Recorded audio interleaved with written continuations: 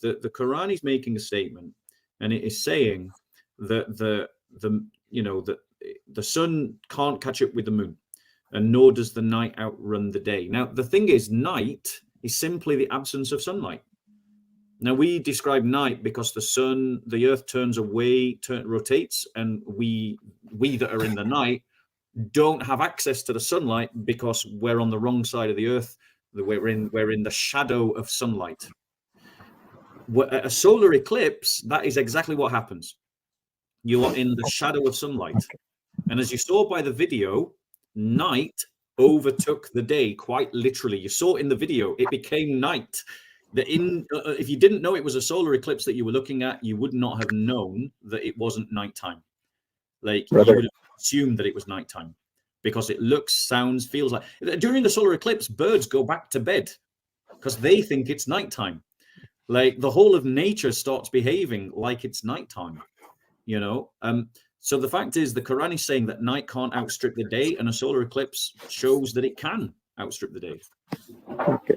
If you're not understanding like what God is trying to convey to you, it's not up to God, you know. It's obviously it's a book of science, right? So you have to understand what is the purpose of this message that he's telling you. Same goes with the one with the two hearts, the thing that you mentioned, like there is a man with two hearts and all of that. So basically in this passage, like all is saying to the prophet is that the prophet is there to told not to be compliant to the disbelievers and the hypocrites, but to trust Allah alone. Basically, because the same heart cannot simultaneously entertain love for Allah and love for his enemies. That's what this means. It doesn't mean anything else. If you read the verses before it, that's what it's talking about. It's talking about because you just read that verse. So if you read like 33:1 and 32, you will understand like where this is coming from. You cannot just take it like out of context like this and try to portray it like it's a scientific, I don't know, error or something like that. Do you believe that scientific errors are not, they don't disprove Islam? Like the argument of understand whether this is a scientific message to us or is this a divine message to us to understand. So you're saying it's not a book of science. It's not. It should. No. There's no doubt that there are things of science that we can get from it. There is no doubt in it. In the debate surrounding Quran 33:4, a familiar pattern in Islamic apologetics becomes very clear. Whenever a verse appears to make a straightforward literal statement, but is then challenged on scientific or logical grounds, its meaning is suddenly transformed into a metaphor. This shift does not arise from the text itself, but from the need to rescue the verse from external criticism. Quran 33 verse 4 declares that Allah has not placed two hearts within the chest of any man. The structure of the sentence is declarative, direct, and sounds like a biological statement. The word qalb refers to the physical heart, and jafihi points explicitly to the anatomical cavity of the chest. There are no linguistic markers suggesting that the Quran is speaking symbolically or employing spiritual imagery. The verse reads like a simple scientific claim. A normal human being does not have two hearts. Yet the moment this verse is presented as an example of a scientific error, some Muslims immediately shift the meaning into something entirely different. Suddenly, the verse is no longer about anatomy, but about moral loyalty, spiritual integrity, or the inner devotion of a believer. These explanations arise not from the force of the Arabic language or the surrounding context, but from apologetic pressure. When a literal reading creates a problem, a metaphorical reading becomes necessary. This is where the philosophical issue emerges. If a verse that appears literal can be reinterpreted as metaphor whenever it faces criticism, how can the Qur'an ever be tested for truth in an objective way? In this framework, the Qur'an simply cannot be wrong. When it aligns with observable reality, the verse is taken literally.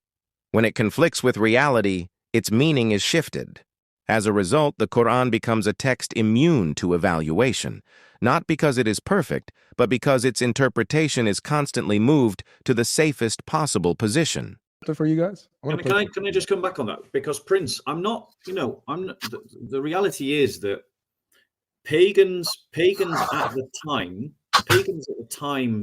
of Muhammad, had a belief that you could literally have two hearts inside your body, right? That was their belief in the time of ignorance. The Quran is speaking to that belief and correcting that belief. It's not. Yes, really it is. not. No, it is. And I'm sorry, but that's not only my Well, opinion. you're not understanding when these verses were revealed to the prophet. No, hold on one second. Had a Let meaning. me finish my point, It wasn't Prince. revealed. Let me finish to my the- point, Prince, Yeah, you can because finish. this isn't just my opinion, right? Let me read to you. Let me read to you Ibn Kathir. Okay, let me read what he says. Okay, and what others say. So Al-Jalalain said, God has not placed two hearts inside any man, was revealed in order to refute those who believe, disbelievers who said that they each had two hearts with which they could reason better than Muhammad's single mind. So they believed that the heart was a kind of mind, that it was a thing that could think, you know. Ibn Kathir said, before Allah discusses ideas and theoretical matters, he gives tangible examples. One man cannot have two hearts in his body. That's a literal statement. That's how Ibn Kathir is reading it. One man cannot have two hearts in his body, and a man's wife does not become his mother if he says the words of Zikhar to her. You are to me like the back of my mother. By the same token, an adopted child does not become the son of the man who adopts him and calls him his son. So it's taking these statements at face value. That's what Ibn Kathir is doing. Again, it's not. Again, like having two hearts. Having two hearts doesn't.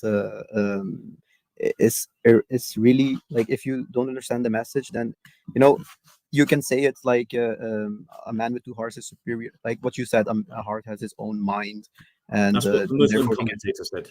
no. Therefore, he's reasoning better than the prophet. Like this is so.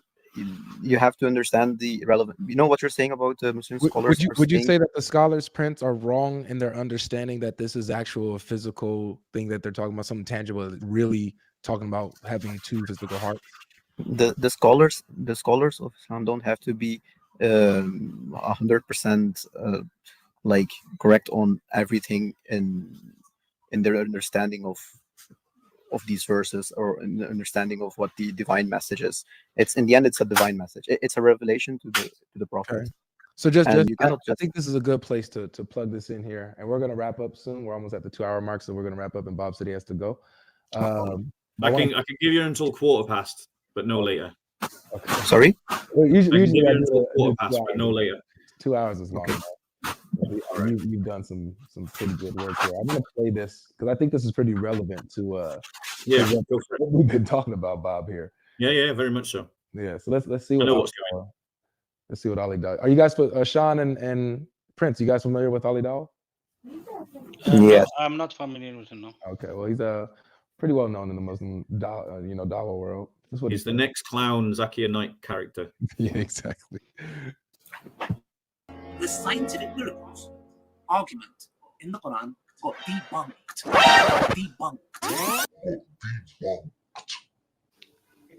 He doubled. Right. Sorry, I didn't know I was popping up in this video. That's a good shot of you, bro. Yeah, thanks. Thank you so much. But Ali Dawah has gotten to the point where he's come and said that this argument for the Quran from the scientific perspective, these scientific miracles in the Quran, this argument has been debunked. It's not a good argument to use. There's too many problems and holes in it, and it's just it's you can't defend it.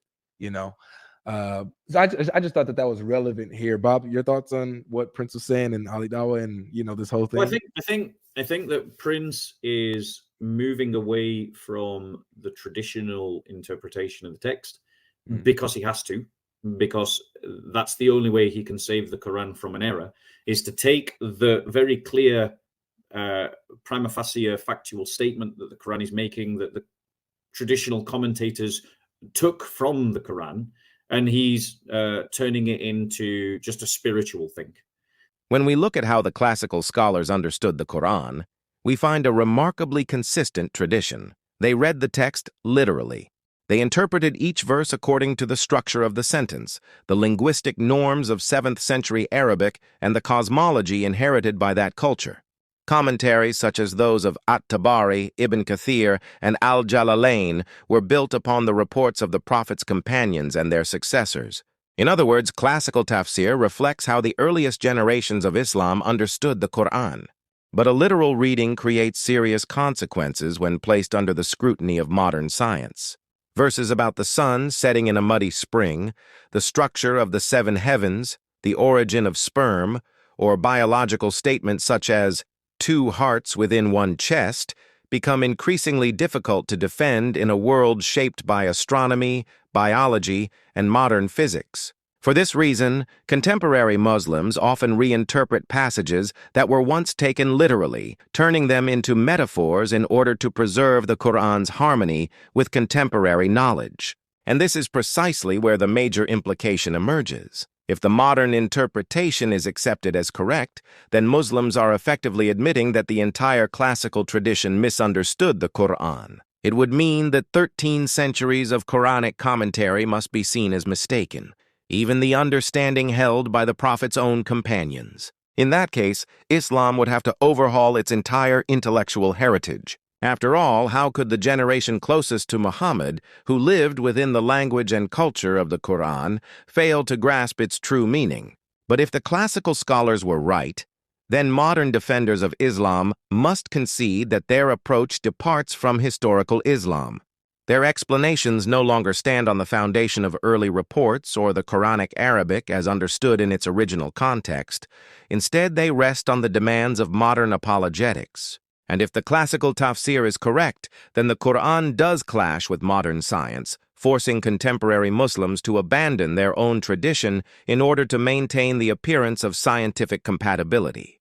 In both scenarios, the foundation of Islam is fractured. If one follows the classical commentaries, Islam appears scientifically flawed. If one follows the modern reinterpretations, Islam loses its historical continuity. And within this tension lies a profound epistemological question. If the meaning of the Qur'an can shift so drastically after 1,300 years, how can anyone determine which interpretation is authentic? How do we distinguish revelation from reinterpretation? And on what basis can Islam claim a stable and reliable tradition of exegesis?